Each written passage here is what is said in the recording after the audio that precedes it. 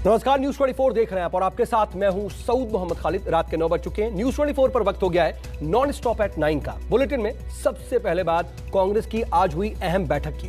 दरअसल उत्तर प्रदेश, पंजाब, उत्तराखंड, गोवा और मणिपुर अगले साल की शुरुआत में होने वाले 5 राज्यों के चुनाव से पहले कांग्रेस की अंतरिम अध्यक्ष सोनिया गांधी ने पार्टी पदाधिकारियों को उनकी जिम्मेदारी का एहसास कराया है। सोनिया ने कांग्रेसियों से आह्वान किया है कि वो बीजेपी आरएसएस की विचारधारा के खिलाफ पुरजोर तरीके से लड़ाई करें।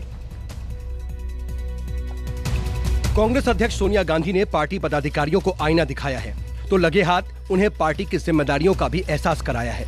सोनिया गांधी ने साफ किया है कि देश के जो युवा अपनी मांगों को लेकर आवाज बुलंद करना चाहते हैं, उन्हें मंच उपलब्ध कराना कांग्रेस की जिम्मेदारी है। कांग्रेस महासचिवों, प्रदेश प्रभारियों और प्रदेश कांग्रेस इकाइयों के प्रमुखों के साथ बैठक में सोनिया गांधी ने कहा कि कांग्रेसियों को बीजेपी और आरएसएस की विचारधारा के खिलाफ पुरजोर तरीके से लड़ना होगा।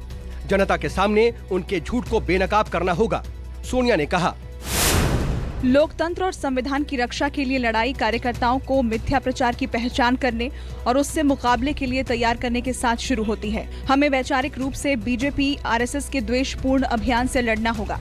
अगर हमें इस लड़ाई को जीतना है तो हमें दृढ़ विश्वास के साथ ऐसा करके लोगों के सामने उनके झूठ का पर्दाफाश करना चाहिए।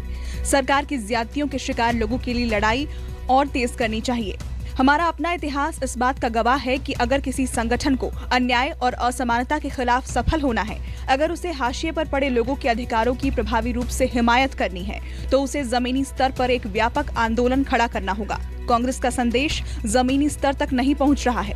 मुझे नीतिगत मुद्दों पर राज्य के नेताओं के बीच स्पष्टता, सामंजस्य की कमी दिखती है। पार्टी पदाधिकारियों के साथ बैठक में सोनिया गांधी ने कांग्रेस के सदस्यता अभियान के साथ साथ बढ़ती महंगाई और आंदोलन की रूपरेखा पर भी चर्चा की। सदस्यता अभियान जोर शोर से 1 नवंबर से चालू हो रहा।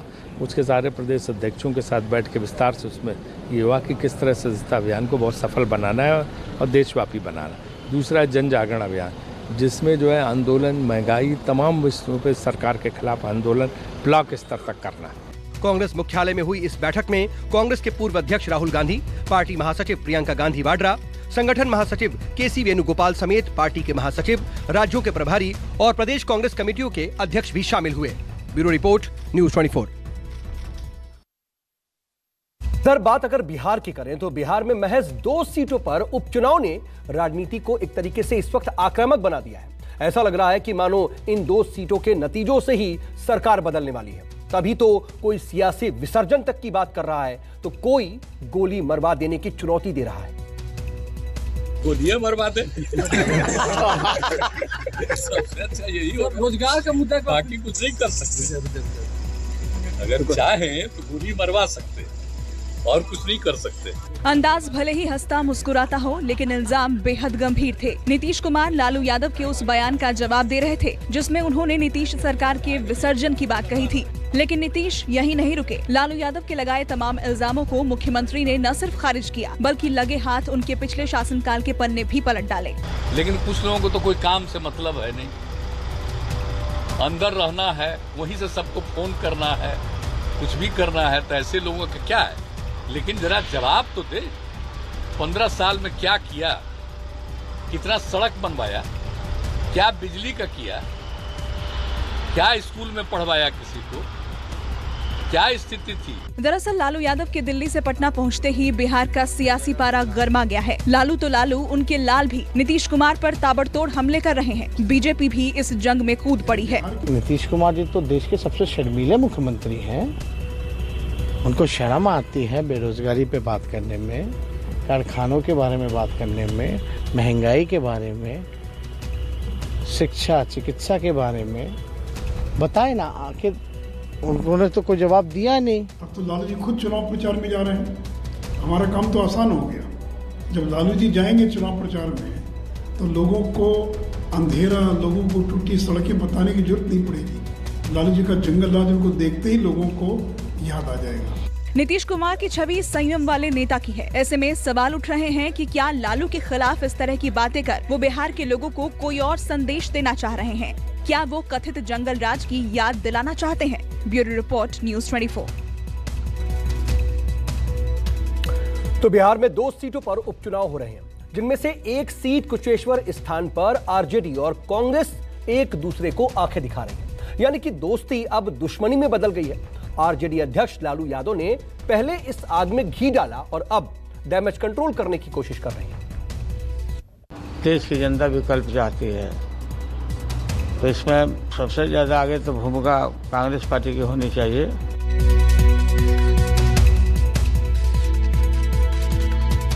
कांग्रेस को लेकर बदल गए लालू यादव के सुर। 24 घंटे पहले बिहार कांग्रेस प्रभारी को जलील करने वाले लालू यादव दोस्ती की दुहाई देने लगे। 2 दिन पहले कांग्रेस की फजीहत करने वाले लालू यादव को जल्द ही सियासत की जमीनी हकीकत समझ में आ गई। तो पहले सुनिए लालू यादव का सोमवार वाला वो बयान जो अपने आप में महागठबंधन के खात्मे का ऐलान था। गठबंधन क्या होता है कांग्रेस का? क्या होता है कांग्रेस का गठबंधन? और कांग्रेस हारने के लिए उसको दे देते हम कांग्रेस को जमानत जब्त कराने के लिए। चरण यादव भगचौनर है, उसको कुछ पता है? भगचौनर। पटना पहुंचने से पहले ही लालू यादव के इस बयान से बिहार में सियासी तूफान खड़ा हो गया। कांग्रेसी भी लालू यादव पर हमलावर हो उठे। आरजेडी और कांग्रेस के बीच बयानबाजी इतनी तल्ख हुई मानो दोनों पार्टियां कभी साथ रही ही ना हो। लेकिन पटना आते ही लालू यादव को कांग्रेस की अहमियत समझ आ गई और पौ फटते ही वो बयान से हुए नुकसान का रफू करने लगे। लेकिन ये दावा करने से नहीं चुके कि वो हमेशा से कांग्रेस के सबसे बड़े मददगार रहे हैं। तो इसमें सबसे ज्यादा आगे तो भूमिका कांग्रेस पार्टी की होनी चाहिए। कांग्रेस पार्टी को के विषय में जो लोग बोलते हैं, तो कांग्रेस को तो हमसे ज्यादा कोई कांग्रेस को मदद किया है, डिफेंड किया है क्या? लालू यादव के बिहार पहुंचने से पहले ही बिहार में राजद और कांग्रेस गठबंधन टूट गया था। माना जा रहा था कि लालू के आते ही गठबंधन फिर से जिंदा हो जाएगा। कम से कम फ्रेंडली फाइट का ऐलान तो हो ही जाएगा। लेकिन लालू के बयान ने आग में घी डाल दिया और गठबंधन की रही सही गुंजाइश भी खत्म हो गई।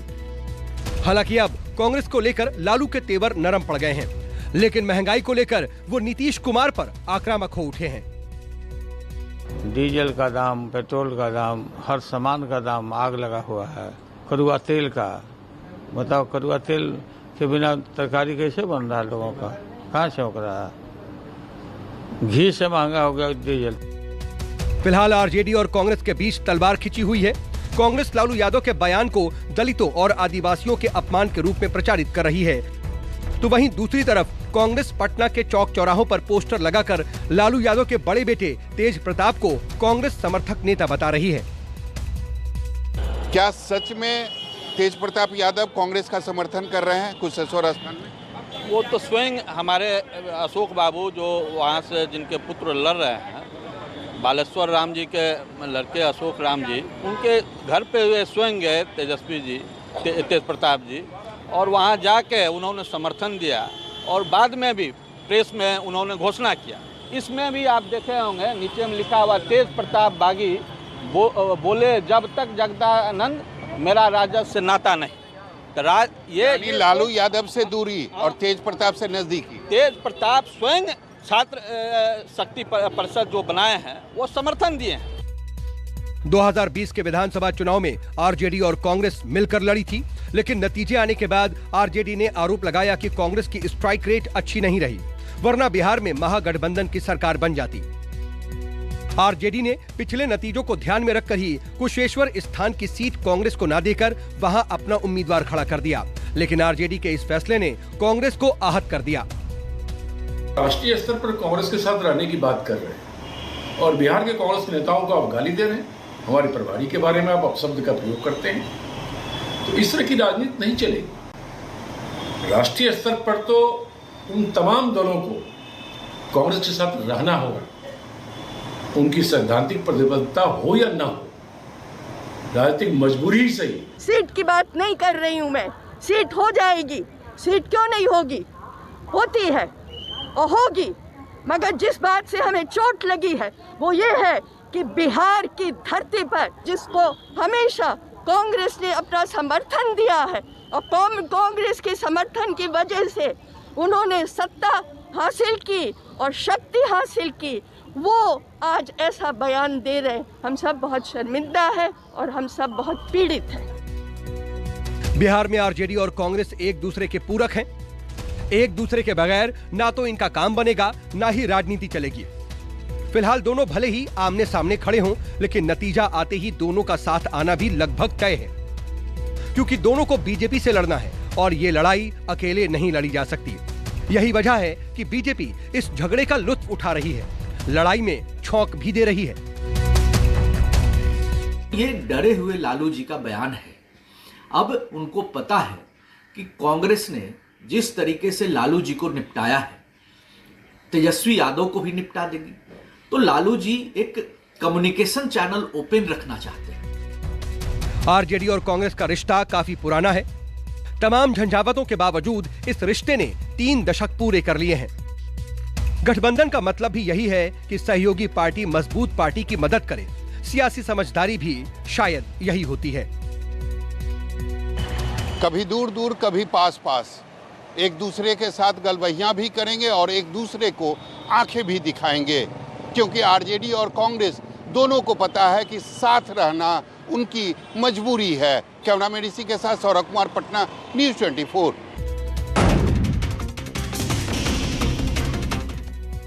और अब बात गोवा की, जहां के पूर्व राज्यपाल सत्यपाल मलिक की तरफ से गोवा की बीजेपी सरकार पर लगाए गए भ्रष्टाचार के आरोपों के बाद कांग्रेस ने राज्य की बीजेपी सरकार को बर्खास्त करने तक की मांग की है। तो लगे हाथों मुख्यमंत्री और मंत्रियों पर एफआईआर दर्ज कर सुप्रीम कोर्ट की निगरानी में जांच कराने की भी मांग कर रही है। राज्यपाल के संवैधानिक पद पर बैठे एक व्यक्ति ने न केवल गोवा के भाजपा के मुख्यमंत्री बल्कि देश के प्रधानमंत्री की भूमिका को ही संदेह नहीं, शायद सच्चाई के इल्जामों के कटघरे में लाकर खड़ा कर दिया है। गोवा के मुख्यमंत्री और गोवा की भाजपा सरकार को वहां के महामहिम द्वारा भ्रष्टाचार में संलिप्त पाए जाने के इल्जाम के बाद एक दिन भी सत्ता में बने रहने का अधिकार नहीं। गोवा के मुख्यमंत्री और पूरी कैबिनेट को बर्खास्त किया जाए, उन पर एफआईआर दर्ज कर बाकायदा जांच बिठाई जाए। और क्योंकि यहां बिल्ली दूध की रखवाली है, प्रधानमंत्री को जब भ्रष्टाचार के बारे में बताया गया तो उन्होंने गवर्नर को हटा दिया, मुख्यमंत्री को हटाने की बजाय। इसलिए सुप्रीम कोर्ट के सिटिंग जज के नीचे यह जांच हो। नमस्कार, मैं हूं मानक गुप्ता। अगर आपको हमारा ये वीडियो पसंद आया हो तो इसे लाइक और शेयर जरूर करें, और हां, हमें सब्सक्राइब और फॉलो करना ना भूलें ताकि आप देश और दुनिया की कोई खबर मिस ना करें। तो जुड़े रहिए हमारे साथ और देखते रहिए न्यूज़ 24।